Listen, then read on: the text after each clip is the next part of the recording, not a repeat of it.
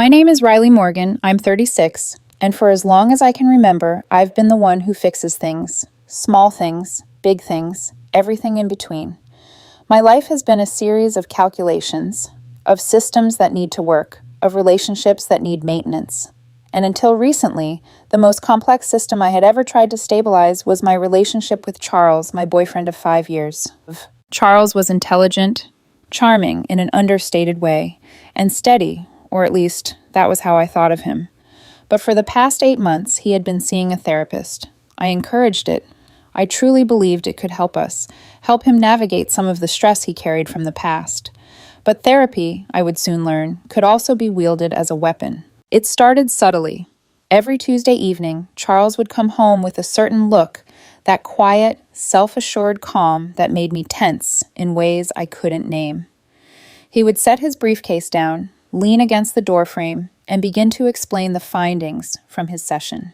"You know, Riley," he said one night, his voice smooth and measured, "Dr. Mitchell says the core problem in our relationship is me being too accommodating." I nodded, waiting for more, ready to discuss solutions. But the next week, the diagnosis shifted. And then the week after, each session seemed to produce a new, meticulously packaged list of my flaws. I was emotionally unavailable, too logical, too controlling in subtle ways, too silent when I should speak, too quiet when I should be expressive. Each week, it became clear I was the problem. I tried to understand, to engage, to ask questions. I suggested couples counseling. Charles refused. "Dr. Mitchell says I need to work on myself first," he explained one evening, his eyes calm, almost smug.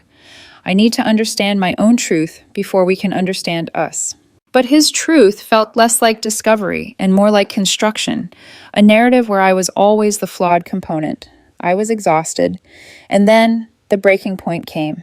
It was a Tuesday evening, the kind of quiet where every tick of the clock feels like a drumbeat in your chest. Charles walked in, carrying that same serene look, and delivered it with an almost religious certainty. "I had a breakthrough today," he said. His voice was even, measured, devoid of emotion. "Dr. Mitchell agrees. The root of all our conflicts is your emotional unavailability. The defensive logic you use, it's the common denominator in everything." I stared at him. Part of me waited for a pause, for the tears, for the confrontation, for the plea for compromise. But there was nothing. Only the hum of the refrigerator, the soft light of our living room, and the heavy weight of certainty pressing down on me. And then something inside shifted. The exhaustion of constantly trying to fix a system that was designed to blame me evaporated, leaving an odd clarity in its place. Charles wasn't asking for a solution anymore. He was delivering a verdict. I nodded slowly. "Okay," I said, my voice calm, more calm than it had been in months. He blinked, thrown off. "Okay? That's all you have to say?" "Yes," I said. "You're right. You spent months with a professional analyzing our system. You've identified the single point of failure. Me. Thank you." His confusion was tangible, his smugness faltering. "What solution?" he asked. "The solution," I said, my mind already racing ahead, "is for you to step back and let me focus on myself. I am implementing the most effective solution based on your data." Charles's voice rose, incredulous. "What are you talking about?" "I'm moving out," I said, walking toward my office. "I'm removing the faulty component." He froze. His eyes widened, a mixture of disbelief and horror. He hadn't expected this. He thought the verdict gave him power, gave him control. But by naming me the sole problem, he had handed me the one thing I hadn't had in years, a clear, logical path forward. Over the next few days, I executed the plan with meticulous precision. Movers were scheduled for early morning. I found a short-term furnished apartment. I organized every detail, from the placement of my computer monitors to the careful wrapping of the terrarium I had nurtured for years. Every step felt like reclaiming a little piece of myself that I hadn't realized I had lost. When the movers arrived at 9:02 a.m., Charles stood in the middle of our living room, stunned. "Riley, what are you doing?" "I'm solving the problem," I said, my voice steady. "You presented a diagnosis. I'm removing the source. You're free now. You should be happy." Rage, confusion, tears. They came in predictable waves. But I was calm, resolute. I handed over a cashier's check to help him with the transition. I moved the terrarium carefully, whispering almost to myself, I'm probably the problem, but I'll take responsibility for what I can control. As I walked out, leaving him standing amidst empty boxes, I felt a pang, not regret, but sorrow for a system that had failed to function, for a man who had believed he could fix me by pointing fingers. This was only the beginning. The real conflict, I knew, was just around the corner. Charles's family, Clara, and their enablers would test every ounce of my resolve. But for the first time in months, the battlefield was mine to navigate, and for the first time in a long time, I was calm. The morning air was crisp when the movers arrived, their dolly wheels echoing through the empty apartment like the first beats of a war drum. I watched them from the doorway, calm, measured, cataloging each movement as though I were orchestrating a complex system. Charles hovered nearby, disheveled, hair messy, eyes wide with disbelief. "Riley, are you serious?" he asked, his voice shaking somewhere between outrage and incredulity. "I'm being precise," I said, my tone flat, almost clinical. "You identified the problem. I'm removing it. The solution is simple and efficient." He stared at me as if the words themselves were foreign, like the syllables had shifted mid-air and landed somewhere incomprehensible. Rage rippled through him first. He shouted, accusing me of cowardice, of being a manipulative tyrant. Then came tears, dramatic sobs that filled the quiet apartment, his words tumbling over each other. "After everything, you're just throwing it away? I love you." I nodded, letting each word wash over me. Inside, a strange serenity settled. I had expected this. The cycle was predictable, and I had rehearsed my calm for weeks. "I think you love the idea of having someone to fix," I said softly, "and I am no longer your project." The movers continued, stoic, efficient, wrapping my monitors, carefully sliding the terrarium onto a protective pad. That terrarium had been our sanctuary for 2 years, a miniature forest of mosses, ferns, and delicate figurines. Now it was mine to carry, my first act of reclamation. "What are you doing with that?" Charles asked, his voice dropping, almost whispering, a trace of the man I had once known hiding under the shock. "I'm taking responsibility for it," I said, just like I'm taking responsibility for myself. Every box I taped, every piece of furniture I lifted, every careful decision was a meditation in control. I wasn't fleeing in anger or panic. I was executing a solution that was rational, necessary, and irreversible. By evening, I had moved into my temporary apartment. Smaller, yes, but mine. Quiet, yes, but safe. I set the terrarium in the center of the living room, where the morning sun struck it perfectly. The ferns were slightly yellowed, but I tended to them with deliberate care, pruning away the dead, refreshing the soil, arranging each decorative figure. It became a symbol of my own life, fragile but salvageable, waiting for balance to return. Charles's family, of course, didn't take this quietly. Within hours, his sister Gia had called, her voice sharp, accusatory. "Riley, you're heartless. Clara, she's devastated. You can't just—" "I didn't abandon her," I said, calm, measured. "You know as well as I do that this was her diagnosis. I acted on it logically. I removed myself. That isn't abandonment, it's problem solving." I hung up, expecting a surge of guilt or panic, but none came. What came instead was clarity. This was the first time in years I wasn't reacting to someone else's narrative. I wasn't defending myself against false truths. I was living my own. Even as texts, calls, and emails began to pour in, Gia's accusations, Charles's confused attempts at negotiation, Clara's desperate pleas, I stayed grounded. I replied when necessary, always calm, always precise. I repeated the mantra in my mind. I am respecting their diagnosis. I have removed the problem. One afternoon, Charles tried to escalate through his therapist. I could hear faint breathing in the background as he explained my actions, hoping to frame them as irrational or cruel. But I was ready. I addressed the situation with a calm, unwavering voice. "There is no misinterpretation here. The diagnosis was clear, and my actions followed logically. I am not negotiating feelings or arguments. I am acting on facts." The silence on the other end was deafening. For once, there was no shouting, no manipulation, no veiled threats, just an uncomfortable stillness, where my clarity stood like a shield, impenetrable. By the end of the week, the apartment was fully moved out, the transition complete. I had left a generous sum to assist with moving costs, a gesture calculated to be fair yet final. Nothing more was owed, no emotional leverage remained. And then came the quiet, the kind of silence that isn't empty. It's full, resonant, a pulse of liberation that hums through the walls. I sat on the floor in the new apartment, my terrarium in front of me, and for the first time in months, I exhaled without tension. Every decision had consequences. I had chosen mine deliberately. Yet, beneath the calm, there was anticipation. I knew this was only the beginning. Charles's family, Clara, and their network of enablers would not disappear quietly. They would test boundaries, escalate tactics, try to draw me back into the old system. But I was prepared now, my mind clear, my resolve unshakable. I traced my fingers along the glass of the terrarium. The tiny leaves, the moss, the miniature figurines, they had all survived neglect once. They could thrive again, with care, and so could I. The storm was coming. I knew it. But for the first time, I had a plan. And this time, the battle was mine to fight, or not to fight, as logic dictated. The first week after my departure was deceptively quiet. My apartment, though smaller and more modest, felt like a sanctuary. The terrarium thrived under my careful attention, the little ecosystem I had nurtured, now a reflection of my own sense of balance returning. Yet I knew the calm was only temporary. It arrived first in the form of emails and calls from Charles's sister, Gia. Her tone was sharp, urgent, almost theatrical, each word designed to pierce and provoke. Riley, you have to understand, Clara is devastated. This isn't just about logic, it's about love.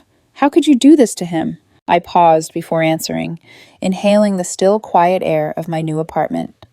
Gia, I said slowly, deliberately, you are misrepresenting my actions. I did not do this to him. I acted on a diagnosis. Charles identified me as the source of the conflict. I removed myself, calmly and fairly, that is all. Silence. Predictable. They expected chaos, tears, and apology. They did not expect clarity. Then came Clara. She called, her voice trembling with a mixture of desperation and disbelief. Riley, please, you don't understand. I never meant for this to happen. Charles, he's heartbroken. You can't just abandon him. I could hear the logic behind her words, the subtle manipulation, the way she tried to frame me as cold and cruel. I had seen this before, in every argument, every misunderstanding. I stayed calm. Clara, I said evenly, I am not abandoning anyone. I am respecting your assessment. You chose to frame me as the problem. I accepted that. My actions were rational, fair, and final. No one is being abandoned, only removed from a cycle that cannot function properly. She sobbed into the phone, but I did not flinch. She had expected panic, guilt, desperation. Instead, there was only measured calm, like a wall of logic that could not be breached. It escalated quickly. Gia began sending texts, leaving voicemails, escalating the emotional intensity. Charles himself attempted mediation through Dr. Mitchell, trying to cast me as unreasonable, cruel, or unhinged. I anticipated each move, dissecting every word, every tactic. Riley, Charles said cautiously over the phone, Dr. Mitchell thinks there may have been a misunderstanding. Can we discuss? I've already addressed this, I interrupted, my voice steady and sharp. There is no misunderstanding. The diagnosis was clear. I removed myself as a logical consequence. Any further discussion is unnecessary. I could hear the therapist falter, searching for an argument that didn't exist. Charles's voice wavered, caught somewhere between authority and desperation. It was almost satisfying. Almost. Because this wasn't about winning. It was about reclaiming control, about showing that manipulation and guilt could not dictate my life. Over the following days, a pattern emerged. Gia and Clara, acting in tandem, tried everything. Guilt, appeals to past love, financial pressure, emotional arguments. Each attempt met the same unwavering logic. I didn't argue or justify. I didn't explain myself beyond necessity. I simply enforced boundaries. And slowly I realized something crucial. The more they tried to manipulate me, the clearer it became that their power depended on my reaction. Remove the reaction, remove the power. That was the lesson I had learned in the weeks leading up to my departure, and it had never felt more true. Yet, amidst the external chaos, there were moments of quiet reflection. I tended to my terrarium with deliberate care, rearranging figurines, pruning dead ferns, refreshing the moss. The little ecosystem, neglected and struggling, responded quickly to proper attention. New shoots emerged, fragile, tentative, but unmistakably alive. I found myself watching the growth, thinking about how it mirrored my own journey. For years, I had allowed Charles' interpretations, Clara's manipulations, Gia's interventions to dictate my emotional environment. Now, removed from their toxic currents, I could cultivate something real, something resilient. But the storm was far from over. I knew that Clara, Charles, and Gia were not done testing limits. They would escalate. There would be emails, complaints, perhaps even attempts to interfere with my housing, my work, my life, and I would meet each challenge not with anger, but with clarity, with calm, with strategic precision. This realization strangely brought a thrill. I wasn't playing a victim anymore. I wasn't reacting emotionally to others' chaos. I was designing my own life. The irony was sweet. By accepting their diagnosis fully, I had unlocked the one solution they could never anticipate. That night, I sat cross-legged on the floor of my apartment, watching the tiny world of the terrarium. Its ferns reached upward, cautious, deliberate. I reached out and touched the glass, feeling the smooth, cool surface under my fingers. I thought about the weeks ahead, about the inevitable confrontations, the manipulations, the emotional storms that would come. And I smiled, because now, for the first time, I had a plan. And the battlefield, every interaction, every argument, every attempt at guilt or control, was mine to navigate with precision. I wasn't just surviving, I was thriving. And the world of chaos outside these walls, it would learn, slowly, that logic and clarity were forces no one could manipulate. It had been just over 3 months since I removed myself from the cycle of manipulation and blame. My new apartment was modest, smaller than the place I had left behind, but it was entirely mine. The quiet wasn't empty, it was full of possibility, a steady hum of control returning to my life. The terrarium, the miniature ecosystem I had carried through the move, thrived in its new home. I tended to it with care, pruning yellowed ferns, refreshing the moss, repositioning each decorative figure until it looked like a miniature forest restored. Watching the delicate shoots push through, fragile yet determined, I felt a mirrored growth inside myself. Resilience, clarity, independence. Charles's family eventually eased their assaults. Gia's furious texts slowed to a trickle, then stopped altogether. Clara, stripped of the manipulative leverage she had relied on, seemed to stumble through a reality she had never prepared for. Without my presence, without the system I had maintained, she struggled to navigate the practicalities of life. A friend mentioned that she moved into Gia's cramped apartment, the two of them locked in a tense, shared drama that mirrored their old dynamics, but now on a smaller, harsher stage. I didn't gloat. There was no victory in watching someone fail, only quiet satisfaction in having reclaimed my autonomy. My apartment, my space, my rules, these were my victories, tangible, real, and deeply grounding. The messages slowed, leaving only one lingering echo, a final, desperate email from Clara at 2 a.m., rewriting the past in her favor. She claimed she had only said what she did in therapy to make me see her pain, that I had abandoned Charles, and that a real man would have fought for her instead of taking the easy way out. I didn't reply. I archived it in a folder I named the problem and left it there. There would be no more debates, no more arguments, no more cycles. In the following weeks, I allowed myself small indulgences, a quiet breakfast on the balcony, arranging the terrarium under perfect sunlight, reconnecting with the rhythm of my own life. I began to reflect on the lessons I had learned. Clarity and boundaries are not cruelty. Accepting the truth, even when it hurts, is not weakness. And removing oneself from a toxic system is not abandonment. It is self-preservation. I realized that my strength wasn't just in walking away. It was in maintaining composure, in refusing to be manipulated, in holding to the logic of my actions while others flailed in emotional chaos. The real triumph was internal, subtle, almost invisible, but no less powerful. And then, unexpectedly, I felt a surge of gratitude for the terrarium. That small, enclosed world had survived neglect, thrived with care, and adapted to new conditions. It was a metaphor, yes, but also a tangible reminder that growth was possible, even after upheaval. I leaned over and whispered, almost reverently, "We survived. We thrive now." Outside, the city moved on. Charles and Clara, caught in the consequences of their own decisions, were no longer variables in my system. Inside, my apartment hummed with the quiet life I had chosen for myself. Each day, the sun struck the terrarium just right, illuminating the green shoots that pushed upward. Each day, I felt a little taller, a little steadier, a little freer. I had dismantled a framework of manipulation without cruelty, reclaimed my autonomy without anger, and restored balance to a life that had once been overshadowed by others' judgments. The storm had passed, leaving behind clarity, peace, and a newfound understanding of what it meant to truly live for oneself. And in the center of my living room, my terrarium glowed like a miniature sun, a quiet testament to resilience, restoration, and the enduring power of self-determination.